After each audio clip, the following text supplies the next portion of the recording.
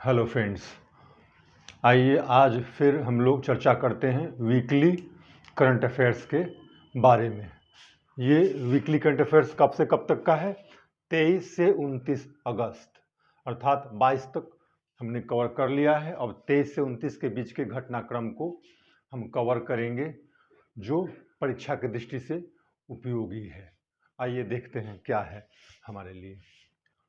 BH series, Bharat series, ये क्या है? नया व्हीकल रजिस्ट्रेशन मार्क, वाहन पंजीकरण संबंधी यह एक नया सीरीज केंद्र सरकार द्वारा शुरू किया गया है। BH सीरीज किनके लिए? उन लोगों के लिए जिनका ट्रांसफरेबल जॉब है, एक स्टेट से दूसरे स्टेट जिनको जाना पड़ता है, चाहे वो प्राइवेट कंपनीज में हो, सेंट्रल गवर्नमेंट में हो, स्टेट गवर्नमेंट में हो, और जिस भी कारण से उन्हें एक से दूसरी जगह उनका स्थानांतरण ट्रांसफ़र होता है, तो उन्हें अपने वाहन के पंजीकरण को भी शिफ्ट करना पड़ता है, ट्रांसफ़र कराना पड़ता है, जो एक जटिल प्रक्रिया है।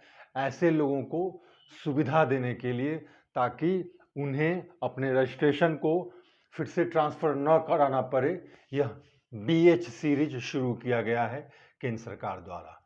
भारत सीरीज, नया व्हीकल रजिस्ट्रेशन मार्क।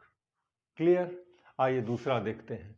भारतीय तटरक्षक बल, इंडियन कोस्ट गार्ड का 7वां अपतटीय गश्ती पोत, जिसको बोलते हैं ऑफशोर पेट्रोलिंग व्हीकल और हिंदी में अपतटीय गश्ती पोत, जिसका जलावतरण किया गया, अर्थात जिसका कमीशनिंग हुआ चेन्नई पोर्ट के पास, उसका नाम क्या है? विग्रह। अर्थात इस 7वें नए गश्ती पोत का नाम क्या है? विग्रह। भारतीय तटरक्षक बल के अंतर्गत 7वां ऑफशोर पेट्रोलिंग व्हीकल का नाम है विग्रह। इसे किसने तैयार किया है? प्राइवेट सेक्टर की कंपनी लार्सन एंड टूब्रो ने। पहली बार किसी प्राइवेट सेक्टर कंपनी L&T ने इस ऑफशोर पेट्रोलिंग व्हीकल अपतटीय गश्ती पोत को बनाया है। इसका हाल में ही जलावतरण किया गया। यह भी आपको याद रखना है। L&T याद कीजिए, BPSC में पिछली बार पूछा गया था फलाना कॉन्ट्रैक्ट किस कंपनी को मिला है। तो अब इस तरह के प्रश्न भी पूछे जा रहे हैं, इसलिए आपको थोड़ा सा कवरेज ज़्यादा करना होगा। Larsen and Toubro private sector company है जिसने इस गश्ती पोत को बनाया है। आइए तीसरा देखते हैं क्या है। मेरा वतन मेरा चमन। क्वेश्चन में ऐसा लिखकर और उसके संबंध में 4 आपको स्टेटमेंट्स दिया रहेगा और पूछा जाएगा कि इनमें से इसके बारे में कौन सही है।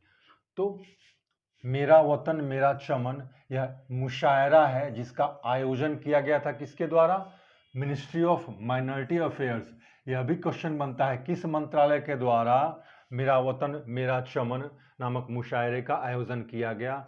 आमतौर पर लोग इसमें कॉमन सेंस से मिनिस्ट्री ऑफ कल्चर मारेंगे, जबकि आयोजन किसके द्वारा किया गया? Ministry of minority affairs. इस तरह के प्रश्न पूछे जा चुके हैं एग्जाम्स में और अभी पूछे जा रहे हैं। और यह पता है आपको 75वीं आज़ादी की 75वीं वर्षगांठ को मनाने के लिए आज़ादी का अमृत महोत्सव जो चल रहा है, उसी के अंतर्गत मेरा वतन मेरा चमन मुशायरा का आयोजन किया गया था, मिनिस्ट्री ऑफ माइनॉरिटी अफेयर्स। आइए अब देखते हैं अगला क्या है। QSIM भारत का पहला क्वांटम कंप्यूटर सिमुलेटर किट है। आपको यह याद रखना है। QSIM यह देकर पूछा जा सकता है। यह है new drugs, new corona vaccine, new drugs या कुछ इस तरह के 4 स्टेटमेंट दिए रहेंगे, आपको पूछा जाएगा, इस तरह से पूछा जा सकता है। तो आपको याद रखना है भारत का पहला क्वांटम कंप्यूटर सिमुलेटर किट। अब आप सोचेंगे सिमुलेटर किट क्या है? क्वांटम कंप्यूटर सबसे अधिक कंप्यूटर का सबसे डेवलप्ड फॉर्म है जो भारत जिस पर काम कर रहा है, अर्थात इस कंप्यूटर को बनाने की कोशिश की जा रही है जिसकी गति बहुत ज़्यादा होगी, कैपेसिटी भी बहुत ज़्यादा होगी। और एक कंप्यूटर सिमुलेटर किट कुछ और नहीं, एक तरह का प्रोग्राम है, एक तरह का सॉफ्टवेयर है जिसके सहारे क्वांटम कंप्यूटर के विकास के लिए जो अध्ययन और रिसर्च की ज़रूरत है, उसमें इस सिमुलेटर किट अर्थात सॉफ्टवेयर से मदद मिलेगी। क्लियर, कहीं कोई दिक्कत नहीं। आइए अगला देखते हैं। भारत जर्मनी नौसैनिक अभ्यास कहाँ हुआ? अदन की खाड़ी। खास बात यह है कि इस नौसैनिक अभ्यास जो दो देशों भारत और जर्मनी के नेवी के बीच में हुआ है, नौसेना के बीच में हुआ है, इसका कोई नाम नहीं दिया गया। ये हुआ कहाँ है? अदन की खाड़ी में। अच्छा प्रश्न बनता है इससे। अदन की खाड़ी में हाल ही में नौसैनिक अभ्यास जो किया गया वो किन दो देशों के बीच? तो भारत और जर्मनी। आपको याद रखना है देश का नाम भी और आपको याद रखना है वेन्यू भी। अब आइए अगला देखते हैं क्या है। ग्रेटर माले कनेक्टिविटी प्रोजेक्ट, यह एक प्रोजेक्ट है जिसमें $500 मिलियन का यह प्रोजेक्ट है, अर्थात इसमें खर्च है। और मालदीव के साथ भारत और मालदीव के बीच इस इंफ्रास्ट्रक्चर संबंधी इस प्रोजेक्ट ग्रेटर माले कनेक्टिविटी प्रोजेक्ट के लिए समझौता हुआ है। किस देश? मालदीव के साथ भारत का ग्रेटर माले कनेक्टिविटी प्रोजेक्ट, जो एक इंफ्रास्ट्रक्चर प्रोजेक्ट है। आपको याद रखना है, आपको अमाउंट भी याद रखना है।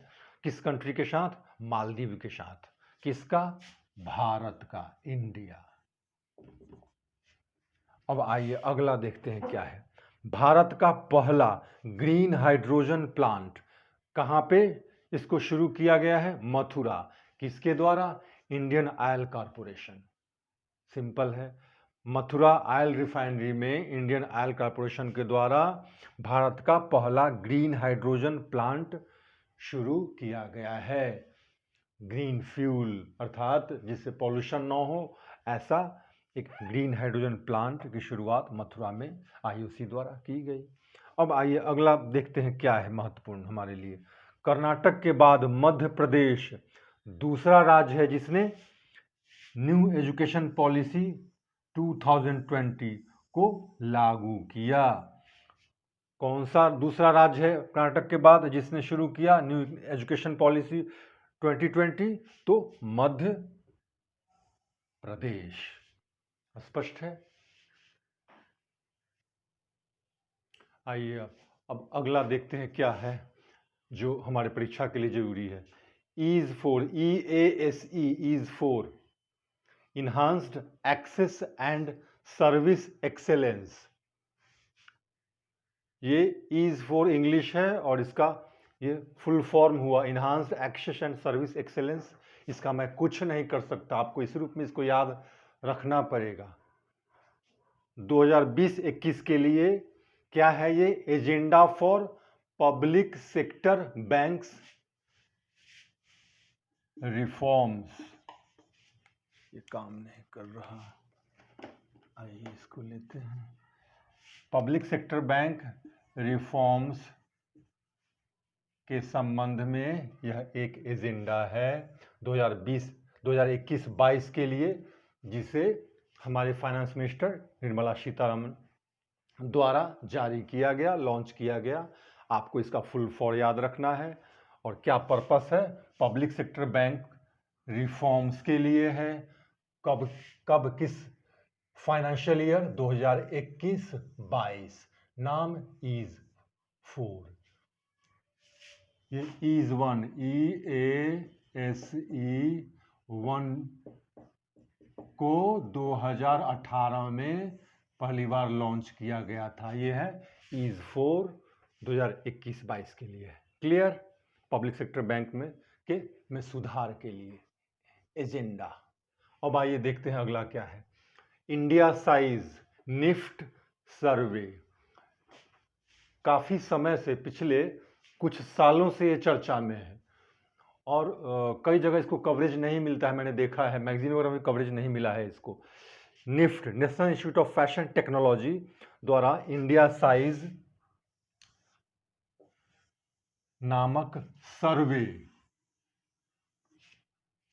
किया जाएगा। इनफैक्ट शुरू किया गया है। इसका पर्पस क्या है? इसका पर्पस है इंडियन पॉपुलेशन के बॉडी साइज के हिसाब से नंबर तैयार करना और तब उसके हिसाब से जो मैन्युफैक्चरिंग होगी, जो कपड़े तैयार होंगे, वो इंडियन पॉपुलेशन के हिसाब से आसानी से उन्हें फिट आएंगे। कहा जाता है ना, कहावत है, Indian bodies are not fit for readymade garments. क्यों?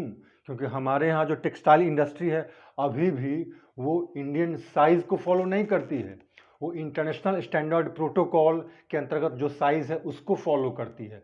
परिणाम स्वरूप आप गौर से सोचेंगे या फिर कभी देखेंगे तो आपको पता चलेगा, कई बार आप खरीदने जाते हैं रेडीमेड तो बिल्कुल फिट नहीं आता है, क्योंकि वो यहाँ के पॉपुलेशन के हिसाब से उसके साइज को बनाया ही नहीं गया है। यहाँ बनाया यहाँ गया है, लेकिन उसके लिए जो स्टैंडर्ड प्रोटोकॉल और साइज संबंधी जो एक पैमाना है वो बाहर से लिया गया है।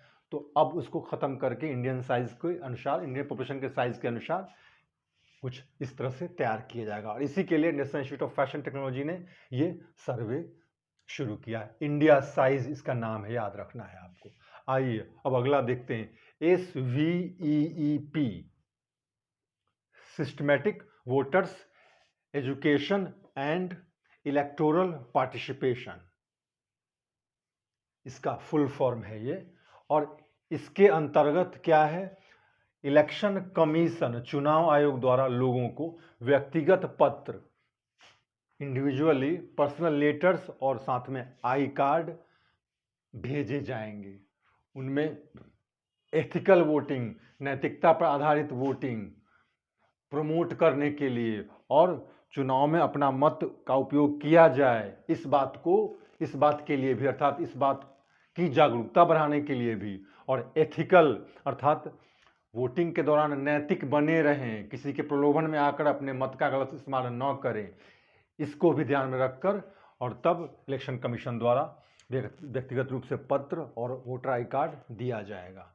क्या है ये? Systematic voters education and electoral participation, यह एक कैंपेन अभियान है, इसके अंतर्गत ऐसा किया जाएगा। इस फुल फॉर्म को आपको याद रखना है। आइए देखते हैं अगला क्या है, आनंद एप्लीकेशन। आनंद एप्लीकेशन, आनंद ऐप किसने शुरू किया है? LIC। किसके लिए? अपने एजेंट्स एंड इंटरमीडिएरीज के लिए, ताकि उनको अपने बिजनेस वर्क में आसानी हो। सिंपल, आनंद ऐप वाले प्रश्न को याद रखना है, ऐप से एक क्वेश्चन तो होना ही होना है। आइए अगला देखते हैं, HG कोविड-19, HG कोविड-19, mRNA आधारित भारत का पहला corona vaccine. Messenger RNA, ribo nucleic acid, science तो पढ़ा होगा आपने, स्पष्ट रूप से आप जान रहे होंगे, समझ रहे होंगे। तो mRNA आधारित भारत का पहला कोरोना वैक्सीन HG कोविड-19 के ट्रायल की मंजूरी दे दी गई है। किसे? जिनोवा बायो फार्मास्यूटिकल्स, जो कि इस वैक्सीन को तैयार कर रहा है। कौन? जिनोवा बायो फार्मास्यूटिकल्स, इसे मंजूरी दे दी गई है। इसे इस बात की इजाज़त दे दी गई है कि इस HGCO9 का ट्रायल शुरू हो सके। अगला देखिए क्या है, काजिंद 21, यह संयुक्त प्रशिक्षण अभ्यास है। किन दो देशों के बीच? भारत और कजाकिस्तान के बीच। नाम क्या? काजिंद 21। किन दो देशों के बीच? भारत और कजाकिस्तान के बीच।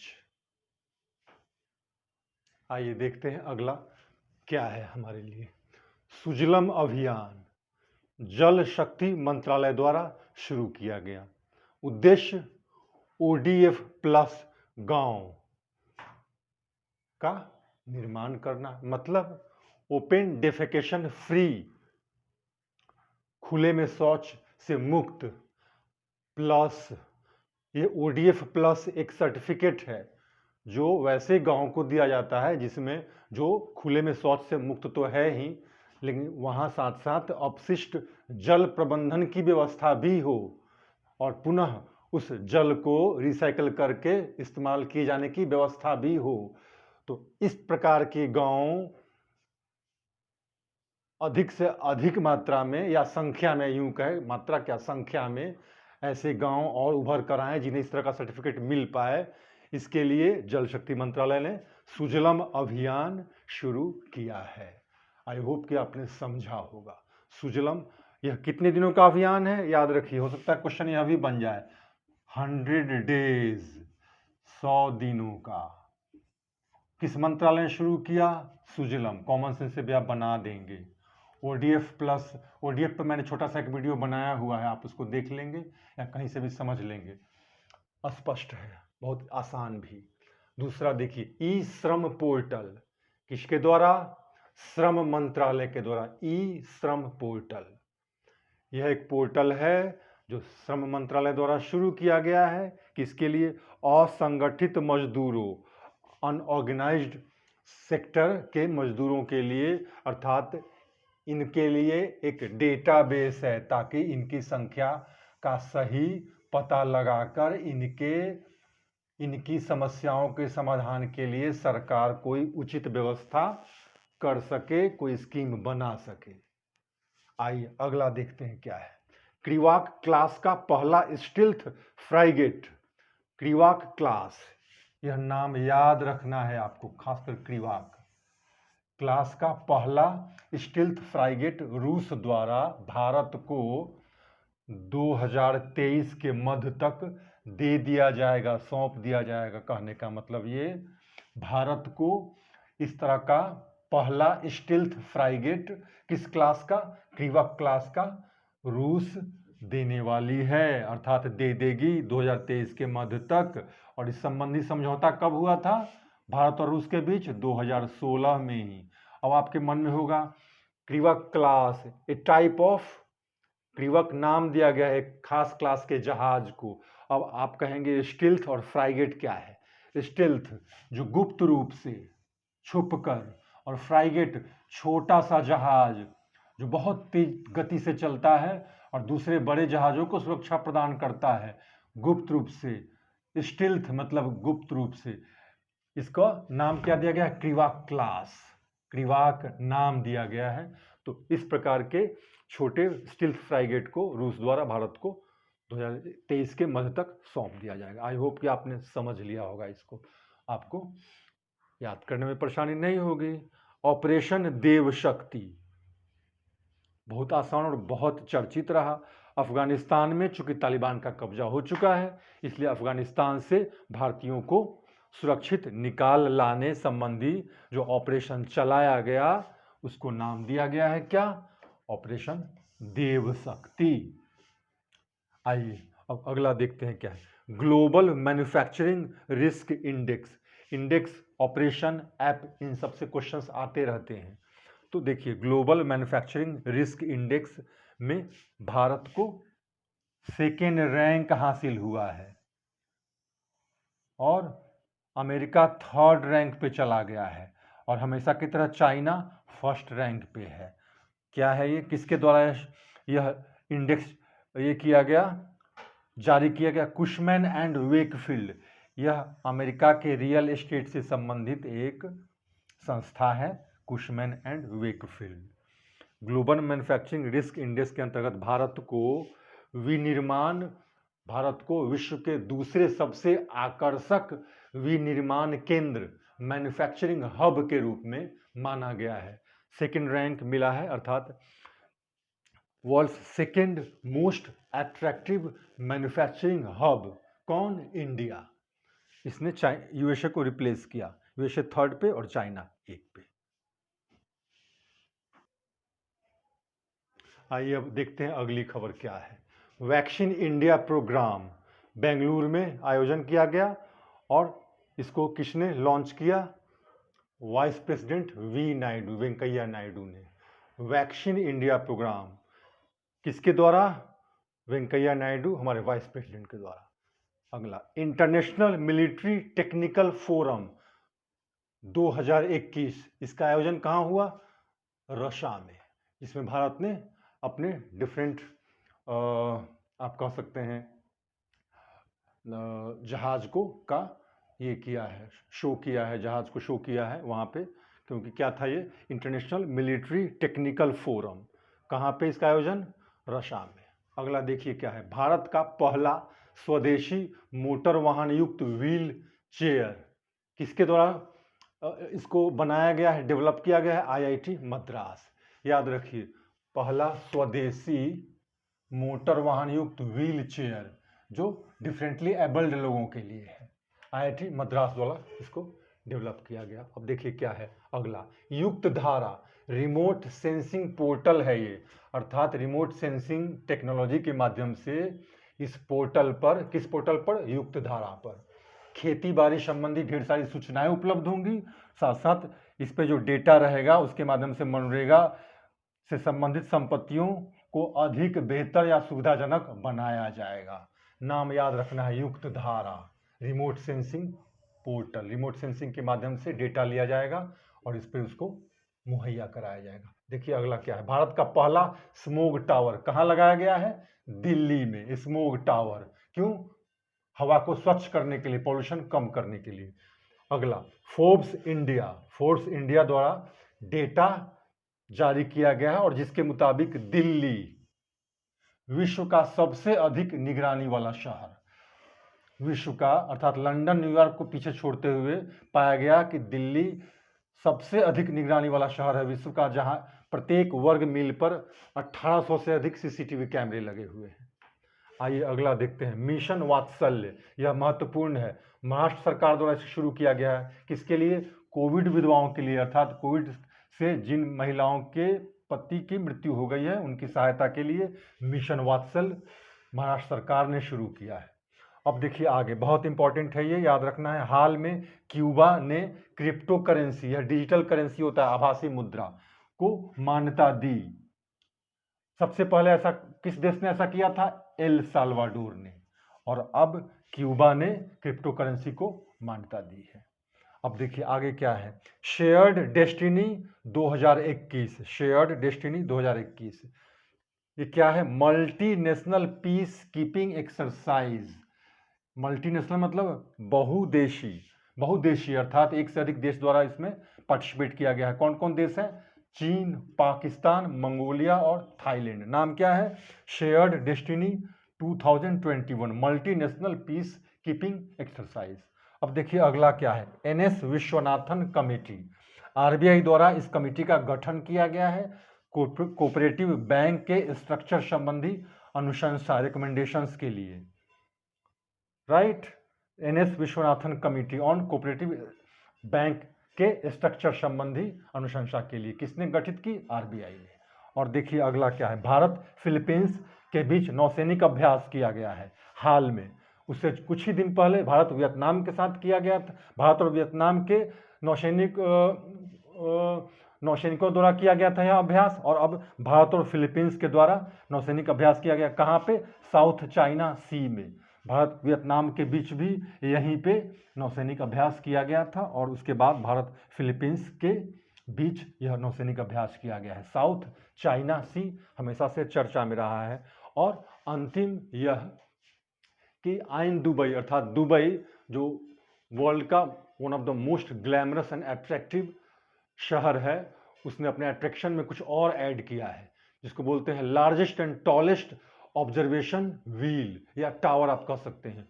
वहाँ शुरू किया गया है जहाँ से कोई भी व्यक्ति 250 मीटर की ऊंचाई पे है और जहाँ से पूरे दुबई को एक बार में देखा जा सकता है। यह लंदन आई से भी काफ़ी अधिक ऊंचा है।